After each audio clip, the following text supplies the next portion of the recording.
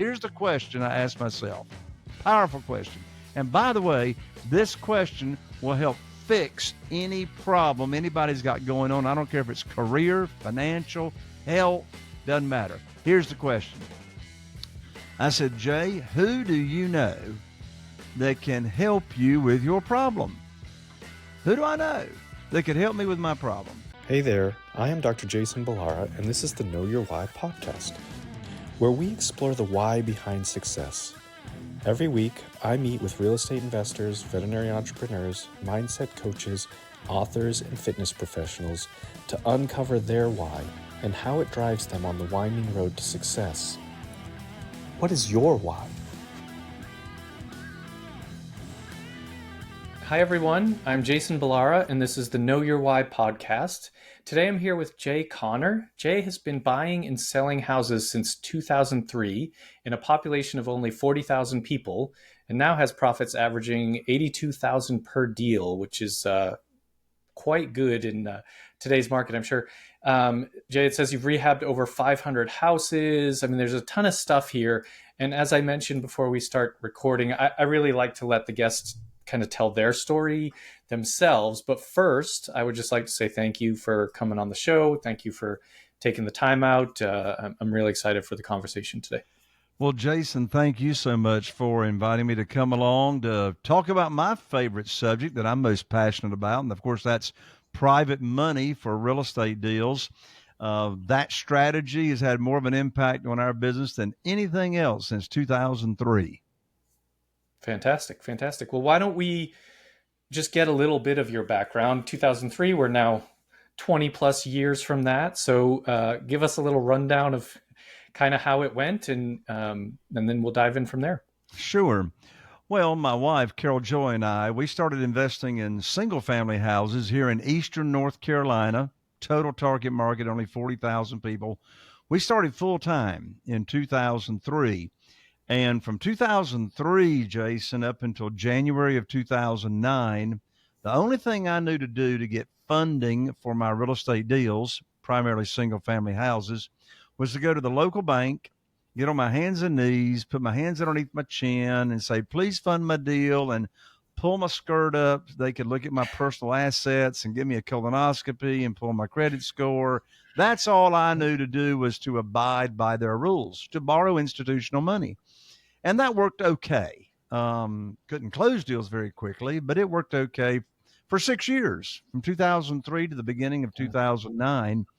And then I had a wake-up call. I was sitting here at my desk. I had 2 houses under contract to purchase, invest in, and flip. And I called up my banker. His name was Steve at the time. I told him about those 2 deals, and I learned on that telephone conversation very quickly that the bank had closed my line of credit with no notice to me. And I said to Steve, I said, what in the world are you saying that you closed my line of credit? We've done a ton of deals together. I've always paid my payments on time. Still got a great credit rating. Why are you closing my line of credit? He says, Jay, don't you know there's a global financial crisis going on right now? And I said, no, but you just gave me a financial crisis. I said, I don't have a way to fund these 2 deals. So I hung up the phone, Jason. I sat here, and I'm going to share with you and your audience a very, very powerful question that I asked myself when I learned about my problem of not having money to fund the deals. By the way, Jason, these people going around saying, oh, every problem's an opportunity. I want to throw up. I didn't have an opportunity. Let's get real. I had a problem. Now, that problem might become an opportunity, as it did, but at that time I had a problem. Well, here's the question I asked myself. Powerful question. And by the way, this question will help fix any problem anybody's got going on. I don't care if it's career, financial, health, doesn't matter. Here's the question. I said, Jay, who do you know that can help you with your problem? Who do I know that could help me with my problem? I immediately thought of Jeff Blankenship. He lived in Greensboro, North Carolina at the time. He's still a very, very dear friend. He was investing in real estate back then in Greensboro. So I called up Jeff and I told him what had just happened. He said, well, Jay, welcome to the club. I said, what club is that? He said, the club of having the bank shut down your line of credit. They shut me down last week. I said, well, Jeff, how are you going to fund your real estate deals? He said, well, have you ever heard of private money? I said, no. He said, have you ever heard about self-directed IRA accounts where people can take their retirement funds and loan out that money to real estate investors, earn high rates of return safely and securely, and earn either tax-free or tax-deferred income? I said, what in the world are you talking about, Jeff? So I hung up the phone and I studied private money. I studied self directed IRAs. And without ever asking anybody for money, I was able to raise $2,150,000 in less than 90 days of private money and private lending without ever asking anybody for money. I've never pitched a deal. And so, Jason, if you'd like to talk more about getting money without ever asking for it, that's my favorite topic. Yeah. Yeah, no, that's absolutely my next question is you say without ever asking for it, which I think is and even speaking personally, but I think a lot of people that is the challenge in terms of raising private money is like how do you best present the opportunities, right? And so, without asking for it, right? Because people don't want to be asked for money. We don't want to ask people for money, and ultimately, that's not really what's happening. But yeah, I definitely want to hear your take on this. Sure. Um, so after I had my conversation with Jeff, the first thing I did, the first thing I did is I put together my private lending program that I was going to offer individuals. So we're not talking about borrowing any kind of institutional money. This is all about getting money from individuals, human beings just like you and me that either loan money from their investment capital or they loan money from their current retirement accounts that they've moved over to a self-directed IRA company.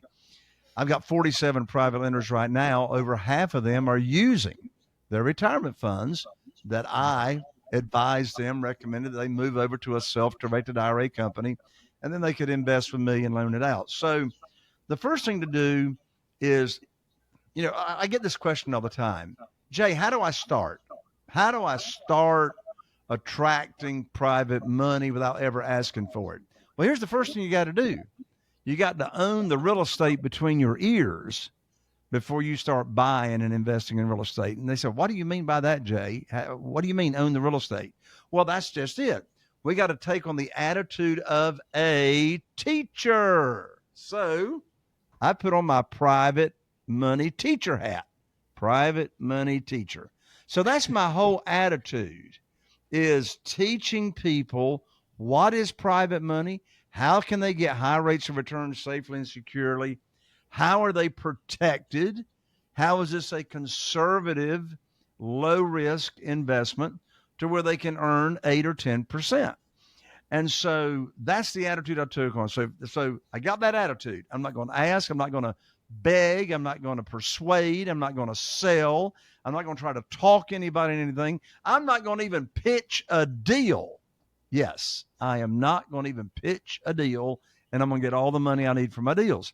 So that's first. Get your attitude right. Desperation, Jason, desperation's got a smell to it. Desperation's got a smell to it. I mean, Yeah. the worst time in the world to be raising private money is when you need it for a deal, right? And by the way, Jason, I'm getting ready to say something. I'm going to take on a little risk here. So I hope we're going to be in alignment with what I'm getting ready to say. But Okay. I know you've heard somebody say this on stage, on the platform, and I want to go run into a brick wall. They'll get up there on stage and they'll say, oh, just get the deal under contract. The money will show up. Yeah. You ever heard that? You ever Oh heard yeah. that? Yeah. Yeah. Yeah. Or or That's a nice or thing they'll people like to say. yeah, or they'll say, "Oh, just get the deal under contract. If it's a good deal, the money follows the deal." Mhm. And you know what I say? Yeah. Yeah. Hogwash, baloney, baloney. It's like, where's the money going to show up? Is it just going like rain? Is it just going like rain out of clouds or something? I mean, the worst time to be raising private money, as I said, is when you need it for a deal. So that's why I practice. And yes, I'm going to preaching now. And that's why I preach. Get the money lined up first. Get the money lined up first. I mean, think about how much more confident, how many more offers are you going to make when you've got $500,000 or $1 million or whatever burning a hole in your pocket ready for you to make offers. And so, anyway, I digress. So, how do I go about this without asking? Okay, step one, I'm going to be a teacher. Step two, what am I going to teach? Like, what am I going to teach to people? Well, I'm going to teach them what I offer on deals for them to invest in. What interest rate I'm going to offer? It's going to be the same regardless of the deal. What's the maximum loan to value I'm going to borrow? Which, by the way, is 75% of the after repaired value, not 75% of the purchase price, 75% of the after repaired value. That's why we always bring home a big check in this world of private money and never take any of our own money to the closing table. My favorite phrase on my real estate attorney's check is on the check stub is excess cash to close. And I love me some excess cash, right? So what's the maximum loan to value? What's the length of the note? How am I going to protect them? Am I going to borrow unsecured money or secured money? Always secured, right? So what layers of protection am I going to give them? What's the minimum I'm going to allow? Because that's the first question they're going to ask is what's the least amount that I can start with? And by the way, quote unquote, private lenders always have more money than they tell you. That's just a fact, right? So I put my program together as to what I'm going to teach. What's the next step? Well, how am I going to get the word out that I've got this program available and have my teacher hat on without asking for money? What's the fastest way to get the word out and start having people chase me? Because I want people chasing me. I don't want to chase them. I've learned the more I chase money, the more it eludes me. So I want to attract it in.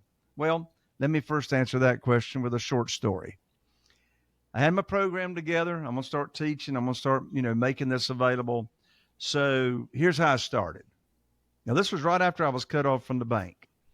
So it was on a Wednesday night at 209 Barber Road, Morehead City, North Carolina. That's where the Church of Christ is. That's where my wife, Carol Joy, and I go. And so Wednesday night, 7:30, we're going there to church to Bible study. I knew I wanted to talk with Wayne. And Wayne and I had known each other for a number of years. And so I walked in the foyer, 7:25 p.m. on Wednesday night, and there was Wayne standing in the foyer. I walked up to Wayne. I said, Wayne, I want to talk with you confidentially after we finish tonight. Have you got a few minutes? He said, sure. So we get finished. He comes over to me. We walk down to the nursery and shut the door. I'm going to give you the script right now, exactly what I said to Wayne as we're in there in the nursery with the door shut. I said, Wayne, you know everybody in this town. And he did. He was now look, I'm getting ready to take a little risk here, Jason, because you may not be old enough to even recall what I'm talking about here. But I looked at Wayne and I said, Wayne, you know everybody in this town. And he did. He was the original Zenith television dealer in Morehead City, North Carolina. Now, for those of you all listening here to Jason's show, if you don't know what the Zenith television dealer was, that means you're too young to remember life before Walmart came to town. The Zenith dealer, that's where you bought your TVs. They financed them. They actually back then repaired TVs, can you believe, before you just started throwing them out and buying a new one. So anyway, I said, Wayne, you know everybody in this town. And he did. He'd put a television in everybody's house. And I said, you know everybody in this town. And here's the magic phrase. Here's the magic phrase. I said, Wayne, I need your help. I said, you see, I've now opened up my real estate investing business by referral only to people I know and trust. I am now paying insane high rates of return to my investors that invest with me in my real estate deals. And Wayne, when you run across somebody that's complaining about the stock market and the volatility of the stock market and losing money and making hardly nothing down at the local bank and a certificate of deposit, would you refer them to me and I'll tell them about my program? Wayne says, well, now, Jay, what you got going on there? And I said, well, what do you mean, Wayne? He says, well, what kind of rates of return are you paying? And I said, well, that sort of depends on the deal. I said, are you saying you might be interested? He says, yeah, well, I might be interested. I said, why? He says, well, I'm losing money in the stock market and I'm sick of the volatility. And, I don't like the little bit of money I'm getting down at at the bank in a CD. He says, well, what are you paying, Jay? And I said, well, what sounds high to you, Wayne? He says, well, I don't know. I'm getting 3% in the local bank. I don't know, maybe 5% or 6%. I said, Wayne, I can't pay you 5% or 6%, but I can pay you 8%. He said, put me down for $250,000. And so that next day, I went to Wayne's home and sat down with him and his wife. And I brought my whole program there, maximum loan to value, interest rate, how you can get your money back in case of an emergency, in case you got something come up. How am I going to protect you? All that kind of good stuff. Well, after 2 cups of coffee and a conversation, that $250,000 became $500,000 that next afternoon. And so I didn't bring up anything about any deals, right? I'm just talking about my program, and they've just got liquid cash that they want to start with at 500,000. So let's analyze and unpack that little story right there. First of all, you notice I didn't ask Wayne for any money. I asked him for his help to spread the word that I've now got this opportunity. And by the way, not only was Wayne and his wife interested and, became one of my first private lenders, but boy, did they ever spread the word. I mean, I lost count on how many private lenders we got just based on Wayne and his wife, spreading the word and sharing, their experience. And so that's how I started, was get my head straight. I'm going to teach. And what am I going to teach? What am I going to offer? And then ask people for help. Now, that's one at a time, asking people for help. But now let me tell you in a short story how I raised $969,000 in 60 minutes in that first 30 days. So what did I do? I hosted a private lender luncheon. So I invited 20 people, influencers, the influencers that I already knew here in town. I invited them to lunch, invited them to the Dunes Club, oceanfront at the beach, invited them on a Thursday lunch. I fed them lunch. And about 20 minutes into it, I pulled out my little handy dandy, trusty dusty PowerPoint presentation, and I put on my teacher hat, and I went to teaching these 20 influencers. And by the way, you don't have to know any influencers. It just be 20 people that you know, right? Because everybody knows somebody else. And I just started teaching them the private lending program, the same that I had just taught to Wayne 2 weeks prior to. And again, no deals, just talking the program. Got $969,000 in verbal pledges of, hey, we're interested. We want to go. And so that was the private lender luncheon. Now, let me share with you the secret sauce on how do you get your deals funded after they've pledged the money without having to ask them for money. Well, here's the answer. I'm going to give you the script right now. This is called the Great News Phone Call. The Great News Phone Call. So, Jason, let's say you're one of my new private lenders. I've taught you my program. You like it. And you say, yeah. And you said, Jay, I got $150,000 I'd like to invest with you. Let me know when you got a deal. And I said, Jason, I'm going to put your money to work for you just as soon as possible. So you've told me you got 150,000. You're waiting to hear from me. Well, I call you up maybe a week later. Here's the script. Jason, I've got great news for you. I can now put your money to work. I've got a house under contract in Newport with an after repaired value of $200,000. The funding required is what you have available, $150,000. Closing is going to be next Friday, so I need for you to wire your funds to my real estate attorney's trust account by next Thursday, and I'm going to have my real estate attorney email you the wiring instructions. End of conversation. The most stupid thing I could have asked you, Jason, is, do you want to fund the deal? Well, of course you want to fund the deal. You've been waiting for the phone call for me to put your money to work. And particularly if that $150,000 was retirement funds and you've moved that 150,000 from, Schwab or Morgan Stanley or a 401k that you had, and you've moved it over to a self-directed IRA company that I recommended, you're not making any money until I put your money to work. So I'm ethically bound to put your money to work. No pitching, no selling. Good news phone call. Wire your money by next Friday. And of course, I'm not bringing money to one of my private lenders I'm not bringing a deal to one of my private lenders to fund unless it meets the criteria of the program that I already taught them. Yeah. It There's so much about this that is like just a shift in mindset, right? It's in it in its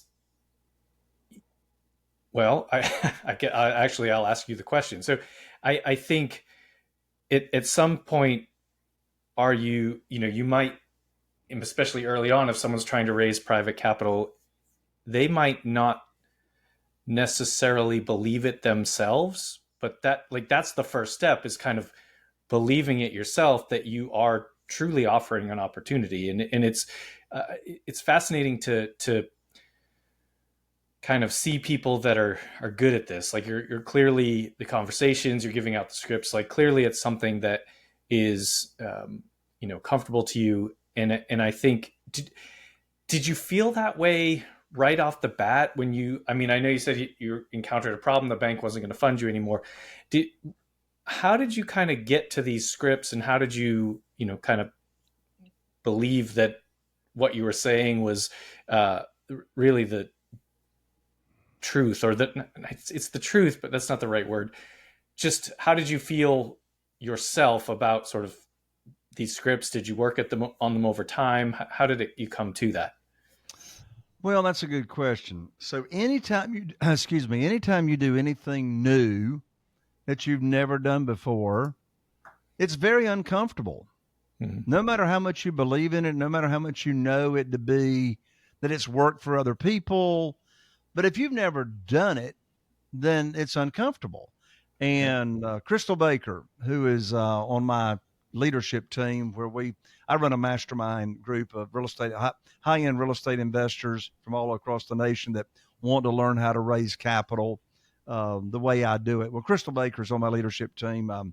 She started working with me, oh shoot, I don't know, 6 or 7 years ago. She's raised $5 million in private money. Well, at the end of her signature email, at the end of every one of her emails, she has a quote. And the quote says, "Life begins at the end of your comfort zone." Life begins at the end of your. So you see, here's a writer downer for you that I just came up with last week at my live event that I put on. Success is a lousy teacher.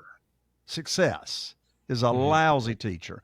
All the growth takes place in the valley where you got problems that you got to Yeah. fix, right? In fact, along those lines, I want to share a formula that I learned from Jack Canfield, co-author of Chicken Soup for the Soul series. And Jack Canfield, he's got a wonderful book. It's called The Success Principles. The Success Principles. There are 69 success principles in that book. I highly recommend the book. His very first foundational principle, which all the other principles are built upon, is principle number one: be 100% responsible for everything that happens in your life. And until you are 100% responsible for everything that happens in your life, you're not going to grow, right? You're going to be a victim. You're going to have a victim mentality instead of a victor mentality. The formula I learned is E plus R equals O. E plus R equals O.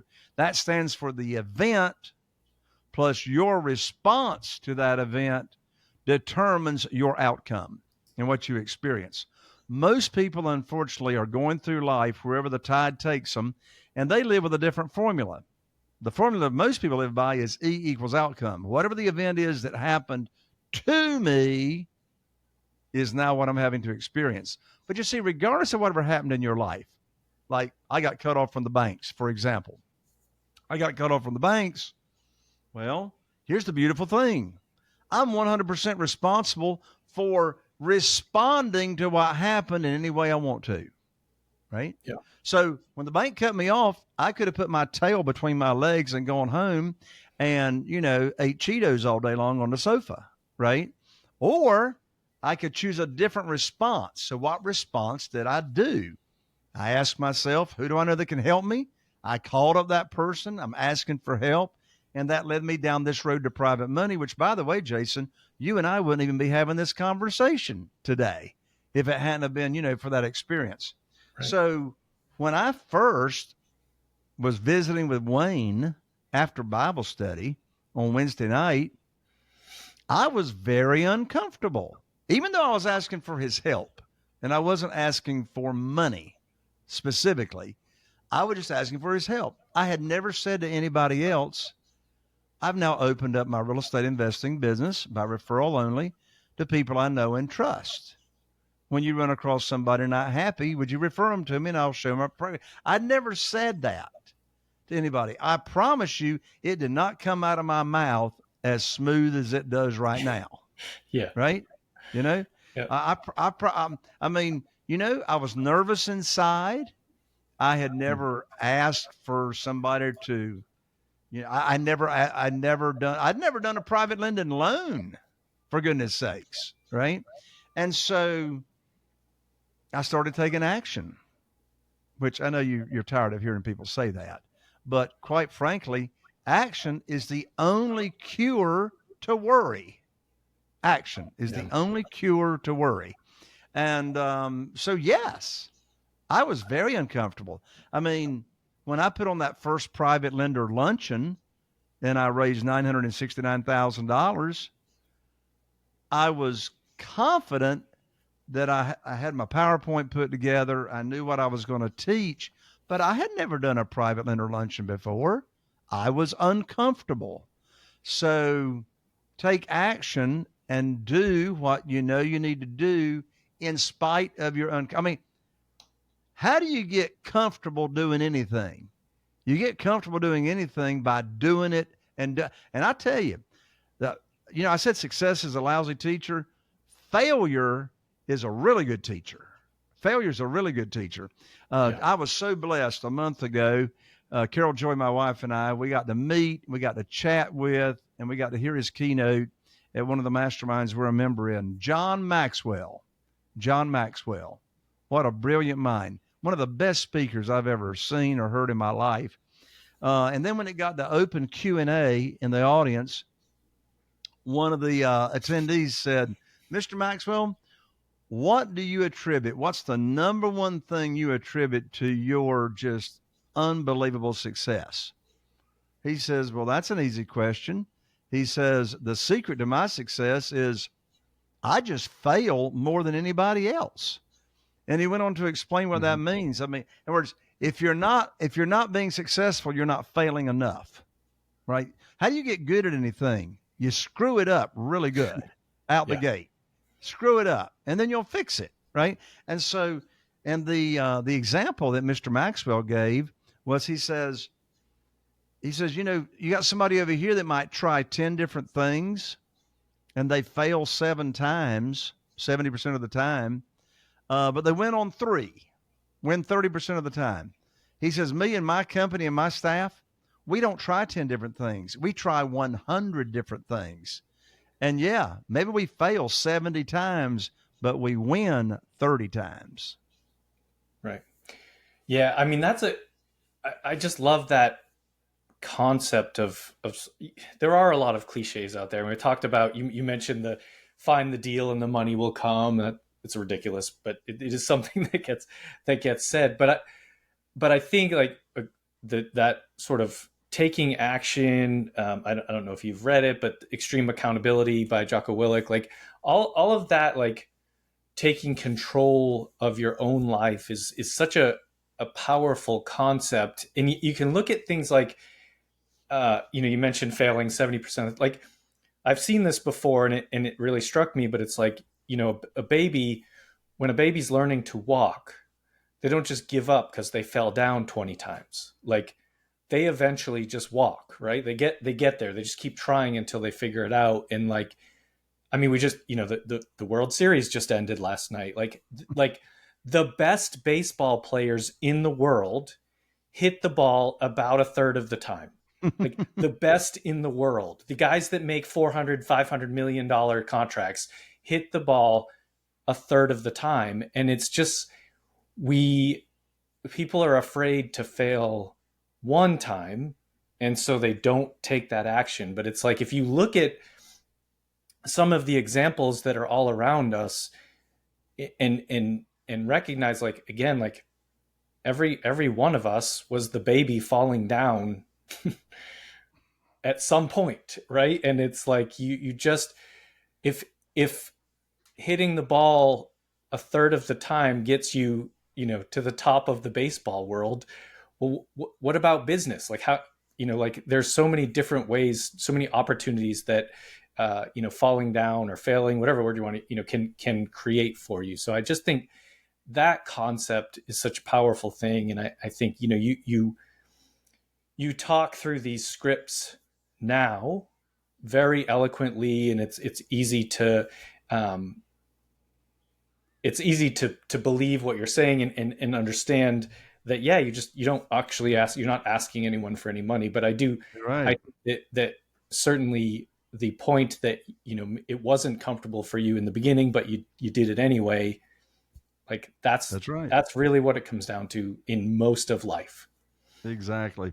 Um, I think in John Maxwell's talk, and I wish I could I wish I could remember who it was, but anyway, one of the famous basketball celebrities. You were talking about the baseball celebrities, Yeah. but I don't know if it was LeBron James. I can't think. Who is it that who is it that endorses Nike all the time? Michael Jordan. Michael Michael Jordan. Jordan. Yeah, yeah. Michael Jordan. In There's fact, a I mean, ton of great Michael Jordan quotes about this about this yeah, specific topic. yeah. I was going to see if I could find it real quick because this is really worth saying. Shots. Here we go. Yeah, yeah, yeah. But he quoted Michael Jordan as saying, oh yeah, here's his quote. Here's his quote. Michael Jordan says, "I have missed more than 9,000 shots, basketball shots, in my career. I've lost almost 300 games. 26 times I've been trusted to take the game winning shot and missed. I've failed over and over and over again in my life, and that's why I succeed." Yeah, yeah. It's, I mean, Same it thing is. John Maxwell said. Yeah, I mean, I'm a big sports fan, and I think there's a lot of parallels between, kind of like the great athletes versus, the business, being successful in business and entrepreneurship and things like that. Is just those mindsets. It's you can take a lot from that world and try to apply it to, kind of what you're doing. It's, again, Well, it's yeah, and like, when you said that, Jason, that reminds me. I mean, what common attribute does a sports celebrity have? What character attribute does a sports celebrity have to a whatever your definition of somebody that is successful in business? And I'll tell you the first attribute that comes to my mind is resiliency. We mhm, just don't give up. yeah, you know, we, yeah, we just don't give up. I mean, are problems going to come along? Of course. If there weren't problems, they wouldn't need us anyway. We're yeah, problem. I mean, we are solution providers. yeah, So resiliency. I mean, yes, you're going to fail. Yes, you're going to screw up. Yes, you're going to fall down. Well, I'll never forget. My granddaddy was a farmer here in Eastern North Carolina, and so anyway, when I was about 3 years old, he got me a pony. My mother would never let him live that down because he wouldn't get her a pony. But anyway, and he wouldn't put air conditioning upstairs. So, here Jay gets born. Boom, there's air conditioning upstairs. But anyway, so he got me a pony. And I'll never forget when that pony would throw me off course, I wasn't riding a pony by myself at 3 years old, but when I was riding ponies by myself at 7 years old, 8 years old, when that pony would buck and throw me off, my granddaddy never let me not get back on. Yeah. He said, Jay, if you don't get back on that pony right now, that pony will never let you ride it again. So I learned it. I learned it at a young age. Get back on the pony. There's a rider Yeah. downer. Yeah. Yeah, exactly. It's I mean it's everywhere, and you can it's everywhere around us, and you can choose to take those examples in and use them as fuel, or I guess you can ignore them and not, kind of not get anywhere with it. But I just think the examples, the resources of people that have overcome, failing over and over and over again to be extremely successful, it's just everywhere. So I think it's just an important concept. But well, Jay, let me shift gears a little bit here. I want to make sure I get to ask you the questions that I ask every guest, and the first one is, um, based on the name of the show being Know Your Why. What is your why? What's your driver? What kind of keeps you motivated? You've obviously had a lot of success. What kind of keeps that going, moving forward? In answer to that question, maybe it was a couple of years ago. I was riding down the road with a good friend of mine. His name's Neil. We go to church together. And just out of the blue, um, Neil said, Jay, when is enough enough? And I said, well, Neil, I'm not sure I know what you're asking. He says, well, here's what I mean. He says, you're traveling the nation. You speak at all these conferences, for real estate investors. You put on these live events. You're doing 30 deals a year. You're averaging 82,000. He says, and I know you don't have to keep doing that. Why, why are you doing that? And he says, and along with that, Jay, he says, how do you reconcile the truth of where the Apostle Paul says in the Bible to be content with whatever state of life you're in? And I'm paraphrasing. Yeah. I said, well, now I understand your question, Neil.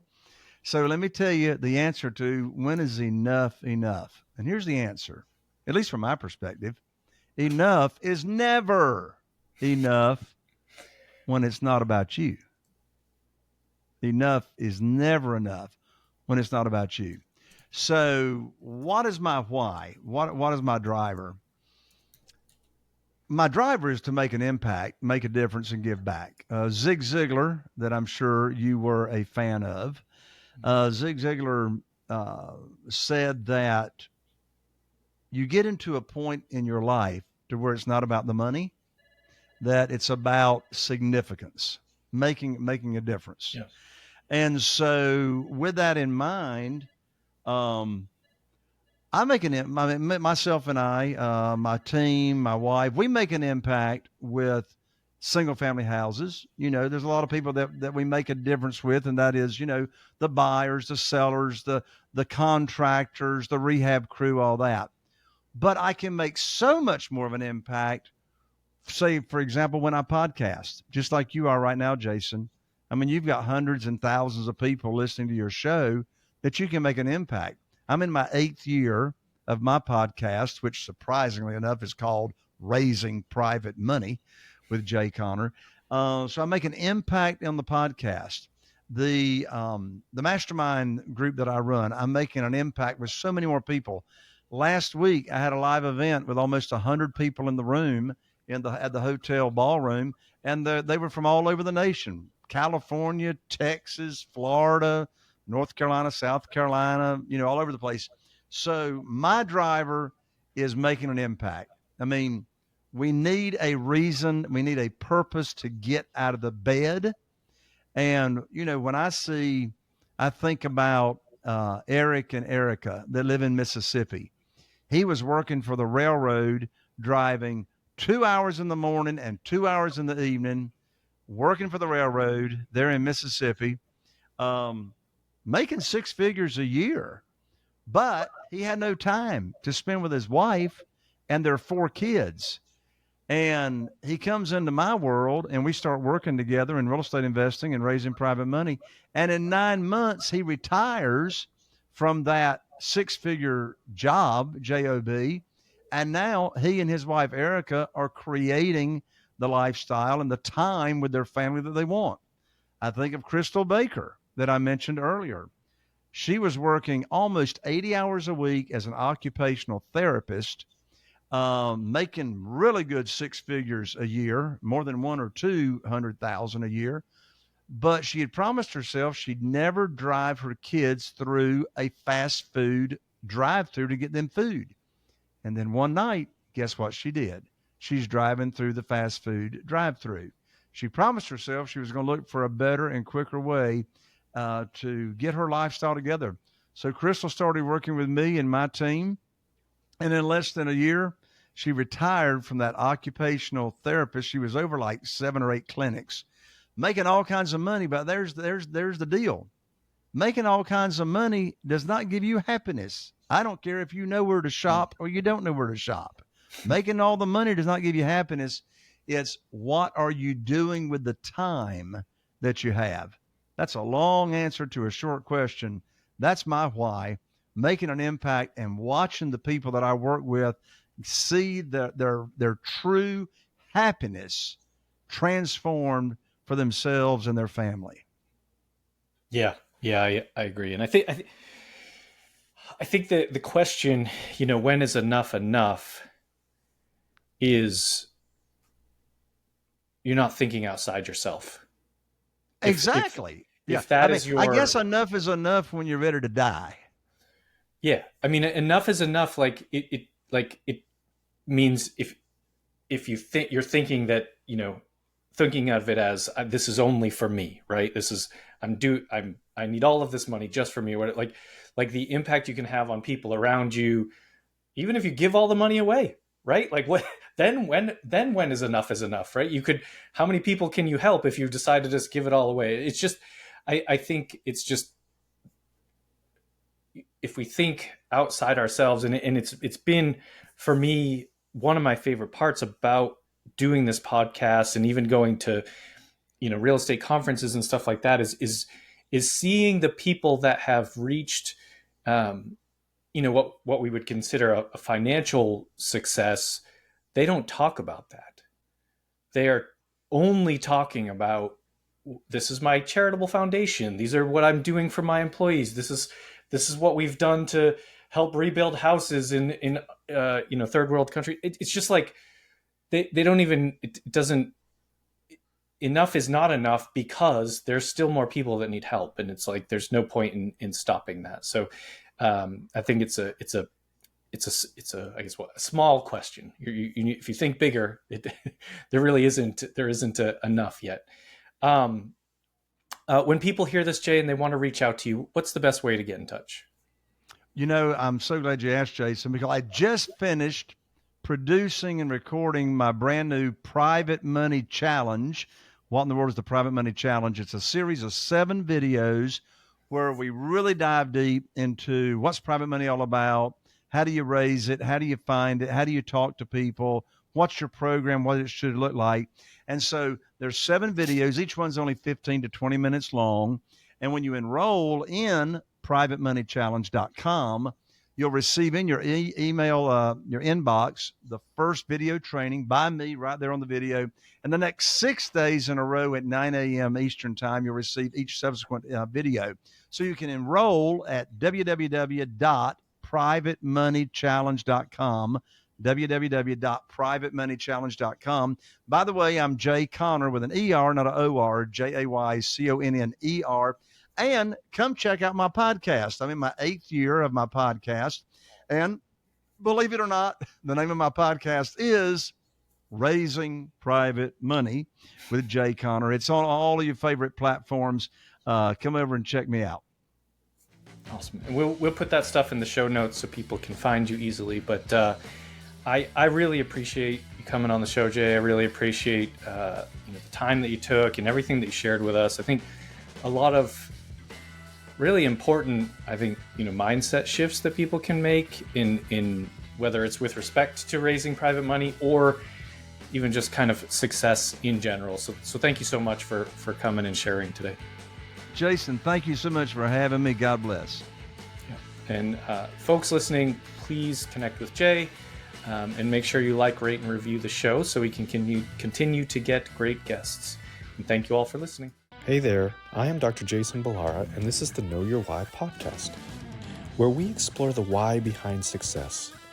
Every week, I meet with real estate investors, veterinary entrepreneurs, mindset coaches, authors, and fitness professionals to uncover their why and how it drives them on the winding road to success. What is your why?